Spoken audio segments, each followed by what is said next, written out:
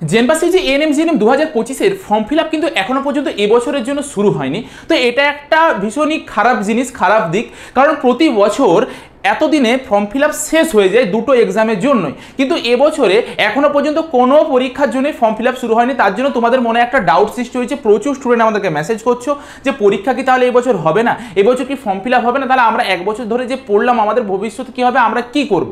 দেখো, আমি সবচেয়ে প্রথমে একটা ডাউট তোমাদের ক্লিয়ার করে দিই যে 100, 200%, 1000% শিওর যে পরীক্ষা হবে, হতে বাধ্য, কারণ মেডিকেল সেক্টরের কোনো পরীক্ষা কোনো দিনও থেমে যেতে পারে না, তা নাহলে পুরো মেডিকেল সিস্টেমটা বন্ধ হয়ে যাবে, তোমাদের রুগী দেখা বন্ধ হয়ে যাবে, নার্স নিয়োগ বন্ধ হয়ে যাবে। বর্তমানে যে অবস্থা, প্রতি 4-5 রুগীর পিছু একটা করে নার্স থাকার কথা, সেইখানে কলকাতার মতন জায়গাতে 30 জনের মাথা পিছু একটা করে নার্স, আর বিভিন্ন জেলাগুলোতে এবং সদর হসপিটালগুলোতে 40 থেকে 50 জন পিছু একটা করে নার্স আছে। তাহলে এত নার্সের যে অভাব রয়েছে, কারণ কেন? কারণ বিগত 2-3 বছর ধরে রিক্রুটমেন্ট হয়নি।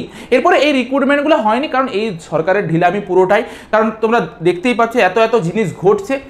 নতুন যখন আমাদের সরকার আবার আসবে, আসাটা স্বাভাবিক যেটা বোঝা যাচ্ছে, তো সেই হিসেবে আমরা তখন যদি দেখি যে সুন্দরভাবে রিক্রুটমেন্ট হবে, বা নিজেদেরকে বাঁচানোর জন্য এই সরকারকে আবার প্রচুর রিক্রুটমেন্ট করতে হবে। এবার রিক্রুটমেন্ট করাটা দরকার, কারণ এত কম রিক্রুটমেন্টের মধ্যে, মানে এত কম নার্সের মধ্যে এত রুগীদের সেবা শুশ্রূষা করা সম্ভব নয়।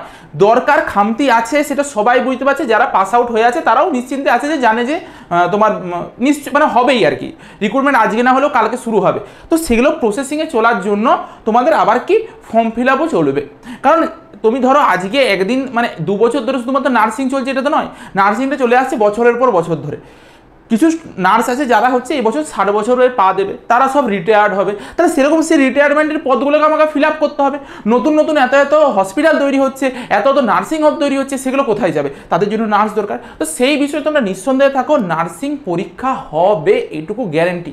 এরপর দেখি যে আমাদের যে ডেট দিয়েছে পরীক্ষার, যে তোমার ধরো পরের মাসে হচ্ছে জেনপাসের পরীক্ষা, তার কিছুদিন পরে হচ্ছে জিএনএম এর পরীক্ষা। তো সেই ডেট হিসাবে যদি দেখা যায় যে আমাদের কোনো হিসাব মিলছে না এখনো পর্যন্ত, যেহেতু ফর্ম ফিল আপ শুরু হয়নি।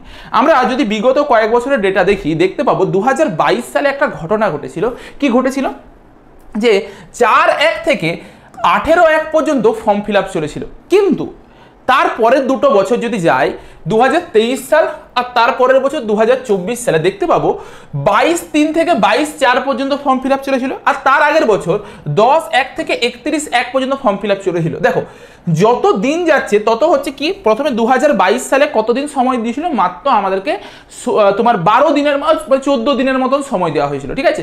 15 দিন সময় দিয়েছিল, 15 দিন, একদম গুণাগুন্তি 15 দিন সময় দিয়েছিল 2022 সালে। 2023 সালে যখন আসলাম, দেখতে পাচ্ছি যে প্রায় তুমি ধরো এখানে 21 দিন 22 দিনের মতন সময় দেওয়া হয়েছিল ফর্ম ফিল আপের জন্য।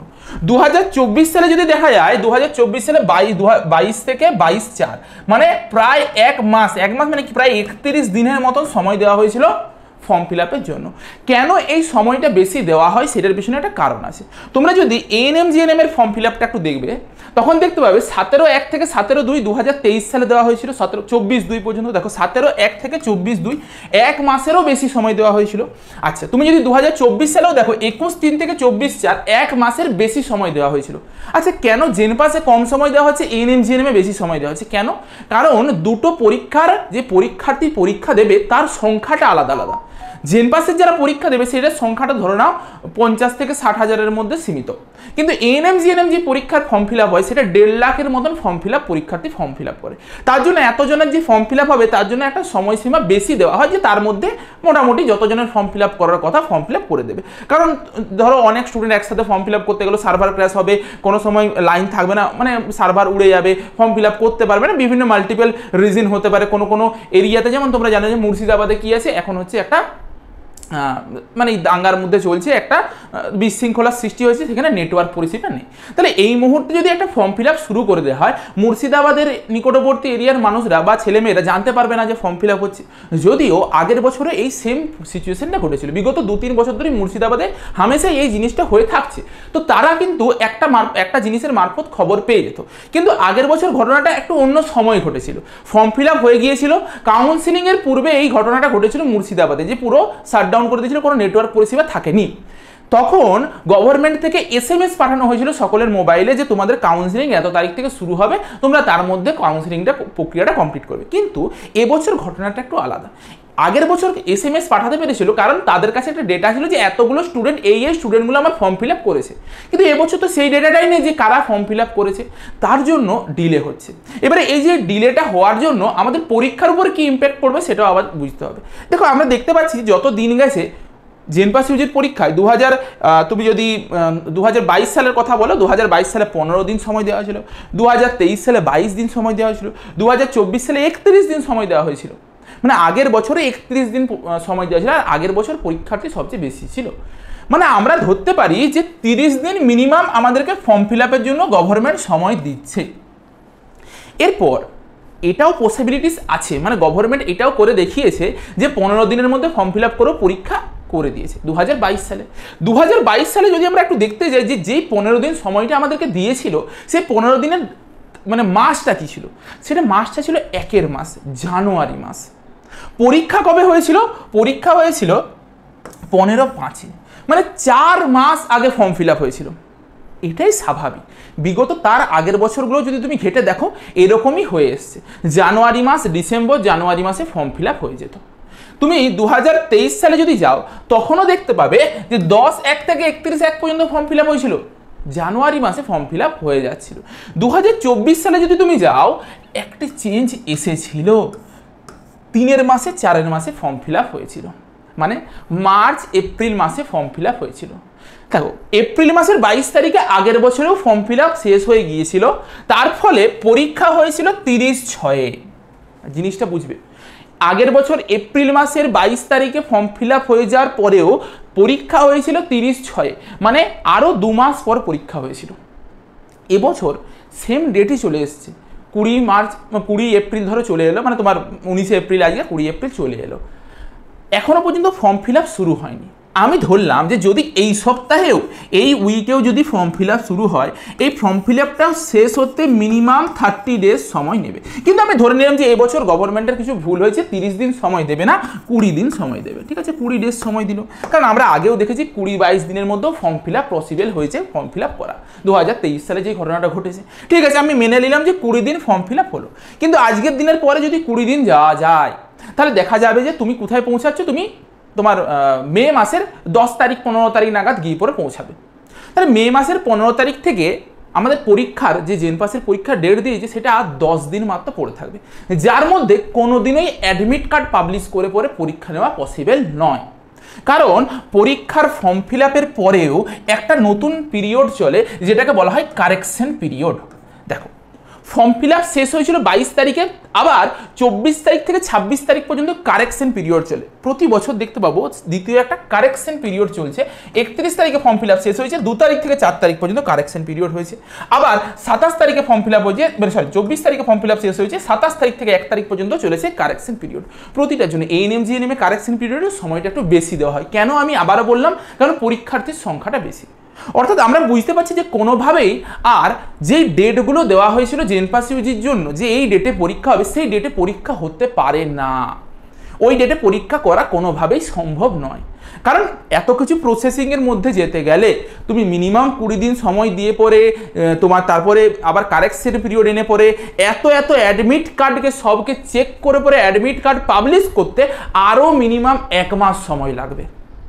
অর্থাৎ সোজা সাপটায় কথাই বলতে পারি যে আমাদের যে জেনপাসের পরীক্ষা, জেনপাস 2025-এর পরীক্ষা যেটা মে মাসে হওয়ার কথা ছিল, সেটা আর মে মাসে হবে না, সেটা কোন মাসে হবে? জুন মাসে হবে।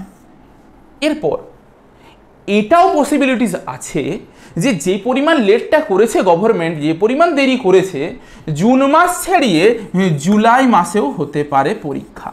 এটাকেও মাথায় রাখতে হবে আমাদেরকে যে জুন মাস ছাড়িয়ে জুলাই মাসেও পরীক্ষা হতে পারে। এরপর একটা জিনিস দেখতে হবে, তাহলে জেনপাস ইউজির পরীক্ষা কি জুন বা জুলাই মাসে হবে? হয় জুন মাসের শেষে, নয়তো জুলাই মাসের প্রথম দিকে পরীক্ষা হবে। তাহলে দেখো যদি জেনপাস ইউজির পরীক্ষায় ইম্প্যাক্ট পড়ে, তাহলে এএনএম জিএনএম এর পরীক্ষার উপরেও ইম্প্যাক্ট পড়তে বাধ্য। কেন বাধ্য? কারণ আমরা দেখবো যে প্রতি বছর জেনপাস ইউজির যে পরীক্ষা, জেনপাস ইউজির আগের বছর জেনপাস ইউজির পরীক্ষার ডেট কত ছিল? 30/6/2024 হয়েছিল। এএনএম জিএনএম এর পরীক্ষা কত হয়েছিল 23/7/2023 মানে আগের 23 সালেরটা আগে দেখি 2023 সালে জেনপাস ইউজির পরীক্ষা হয়েছিল 11/6, ঠিক আছে। এএনএম জিএনএম এর পরীক্ষা হয়েছিল 23/7, মানে প্রায় 1.5 মাসের মতন সময় পাওয়া গিয়েছিল। আচ্ছা, আগের বছরের যদি কথা বলি, আগের বছর 30/6 জেনপাস হয়েছিল। আচ্ছা, এএনএম জিএনএম হয়েছিল 4/8, কিন্তু না, এই 4/8টাতে প্রথম ডেট দেওয়া থাকেনি। প্রথম প্রাথমিকভাবে ডেট ছিল জুলাই মাসের এন্ডের দিকে, আবার একবার চেঞ্জ হয়ে পরে আগস্ট মাসে পরীক্ষা হয়েছিল। তারা দিয়েছিল যে প্রাকৃতিক বিভিন্ন দুর্যোগের জন্য, বন্যা টন্যার জন্য চেঞ্জ করা হয়েছিল, যদিও আসল কারণ ছিল কোশ্চেন লিক হয়ে গিয়েছিল, ঠিক আছে। এটা বিগত বছর ঘটেছিল, আবার দ্বিতীয়বার আবার সব কিছু হয়েছিল। দুবার ধরে আগের বছরের এক্সাম ডেট চেঞ্জ হয়েছিল, ঠিক আছে, দুবার এক্সাম ডেট চেঞ্জ হয়েছিল।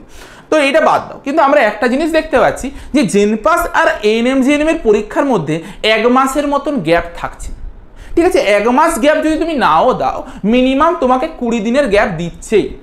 তাহলে 20 দিন যদি গ্যাপ দিতে হয়, জেনপাসের পরীক্ষার 20 দিন পরে তোমাদের পরীক্ষাটা হবে এএনএম জিএনএম।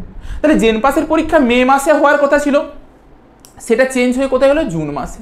তাহলে তোমাদের পরীক্ষা হওয়ার কথা ছিল জুন মাসে, সেটা চেঞ্জ হয়ে পরে কোথায় হবে জুলাই মাসের একদম এন্ডে। এমনকি এটাও আমরা গভর্নমেন্টকে আগের বছর করতে দেখে নিয়েছি। আগের বছর আগস্ট মাসে পর্যন্ত পরীক্ষা নিয়ে পরে পুরো প্রসিডিওরটাকে কমপ্লিট করে দিয়েছিল, পুরো বছরটাকে সুন্দরভাবে সাজিয়ে দিয়েছিল। এটাও কিন্তু পসিবল, আগস্ট মাসেও কিন্তু পরীক্ষা নিয়ে দেখিয়েছে গভর্নমেন্ট। অর্থাৎ আমরা বলতে পারি যে এখন যেটা কনক্লুশনে এলো, জেনপাসের যে পরীক্ষা, সেই পরীক্ষা আর এএনএম জিএনএম এর পরীক্ষা, দুটো পরীক্ষায় কি হচ্ছে পেছবে, 100% শিওর পেছবে। জেনপাসে ইম্প্যাক্ট পড়লে এএনএম জিএনএমেও ইম্প্যাক্ট পড়তে বাধ্য। জেনপাস তোমার মে মাস থেকে ট্রান্সফার হয়ে কী হবে জুন মাসে, জেনপাস কখন হবে জুনে, আর এএনএম জিএনএম জুন থেকে ট্রান্সফার হয়ে কখন হবে জুলাই। ক্লিয়ার এই জায়গাটা? এটা হবে। অর্থাৎ তোমাদের হাতে এখন কিন্তু যেই টাইম অনুযায়ী পরীক্ষা হওয়ার কথা ছিল, আমরা যেটা পরিকল্পনা করে পরে আসছিলাম যে এই সময় পরীক্ষা হবে, প্রতি বছর এই সময় পরীক্ষা হচ্ছে, তাহলে ওই সময়ে পরীক্ষা হচ্ছে।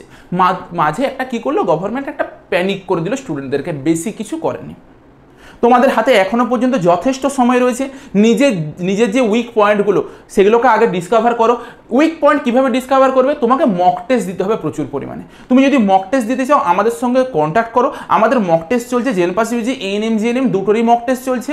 যে মক টেস্টের মানে প্রাইস খুবই নগণ্য রাখা হয়েছে। তোমরা জয়েন করো, নিজেরা বুঝতে পারবে যে তোমার ভুল ভ্রান্তিটা কোথায় হচ্ছে, মানে তুমি কোথায় উইক রয়েছো। তুমি নিজেকে স্ট্রং করো সেই জায়গাগুলোতে, এই এখনো যে এক্সট্রা টাইমটা পাবে সেখানে স্ট্রং করো। তার সাথে আমি বলে দিতে চাইছি, তোমরা যদি কেউ কোচিং নিতে চাইছো, আমাদের জেনপাস ইউজি এএনএম জিএনএম দুটোরই কিন্তু ক্র্যাশ কোর্স শুরু হয়ে গেছে। অর্থাৎ এই কোর্সটার মধ্যে এই জাস্ট 2-3 মাসের মধ্যে তোমাদেরকে পুরো সিলেবাসটাকে একবার রিভিশন করিয়ে কভার করিয়ে পরে তোমাদেরকে সব কিছু বুঝিয়ে দেওয়া হবে, কোথা থেকে কী কোশ্চেন আসে, প্রচুর এমসিকিউ কোশ্চেন প্র্যাকটিস করানো হবে, তোমার মক টেস্ট, ডিপিপি, সব যাবতীয় যত কিছু দরকার হয় সব কিছু এই প্যাকেজগুলোর মধ্যে ইনক্লুড থাকবে। প্রাইসও খুবই কম রাখা হয়েছে। তোমরা একদম গ্যারান্টি দিচ্ছি, যারা হচ্ছে এই কোর্সটা প্রথম থেকে নিয়েছো তারা খুব বেনিফিট পাবে। কেন? কারণ তোমাদেরকে ওয়ান টাইম পেমেন্ট করতে হয়েছিল 1499 টাকা জেনপাসের জন্য আর 1099 টাকা এএনএম জিএনএম এর জন্য। তোমরা দেখবে 1 মাস করে তোমাদের এক্সাম এগিয়ে গেল, মানে পিছিয়ে গেল, আরও 1 মাস পরে এক্সাম হবে, এটা হতে বাধ্য, তোমাদেরকে আমি বলে দিচ্ছি। তোমাদেরকে সেটার জন্য কোনো পেমেন্ট করতে হবে না। যারা এখনো পর্যন্ত কোচিং নাওনি, অতি দ্রুত যোগাযোগ করো। এই নাম্বারগুলোর মধ্যে যে কোনো একটা নাম্বারে হোয়াটসঅ্যাপ করো, সঙ্গে সঙ্গে তোমার কাছে মেসেজ যাবে, তুমি সিলেক্ট করবে যে কিসের কোর্স নেবে, সঙ্গে সঙ্গে তোমার কাছে ডিটেলস চলে যাবে, তোমরা ভর্তিটা হয়ে যাও। কারণ অনেক ক্লাস এগিয়ে গেছে, প্রায় দুটো কোর্সেই বলতে পারো 50টার উপর ক্লাস হয়ে গিয়েছে অলরেডি। চিন্তার কিছু নেই, সেই ক্লাসগুলোর রেকর্ডিং পাবে, আর এই 50টা ক্লাস রিকভার করা কোনো ব্যাপার নয়। ডেলি 2-3টে করে ক্লাস দিলে কোনো ব্যাপারই নয়, সুন্দর সবটা রিকভার হয়ে যাবে। অবশ্যই নিজে একটা প্ল্যানিংয়ের মধ্যে, স্ট্র্যাটেজির মধ্যে যাও। তোমার যদি মনে হচ্ছে তুমি পেড কোর্সে ভর্তি হবে না, কোনো অসুবিধার কিছু নেই, কিন্তু তুমি মক টেস্টটা অন্তত নাও। মক টেস্টটা নিয়ে পরে তুমি সেই মক টেস্টগুলো দাও, তাহলে তুমি নিজের উইক পয়েন্টটা অ্যানালাইসিস করতে পারবে। পরীক্ষাতে ম্যাক্সিমাম ছেলে নিজে সেলফ স্টাডি করে পরে, পড়াশোনা করে পরে যাই যদি ভাবে যে আমি পরীক্ষার হলে গিয়ে পরে অনেক কিছু করে নিতে পারবো, কিন্তু করতে পারে না। একটাই সবচেয়ে বড় কারণ কি, মক টেস্ট দেয় না। মক টেস্টটা ভীষণ ভাইটাল একটা জিনিস।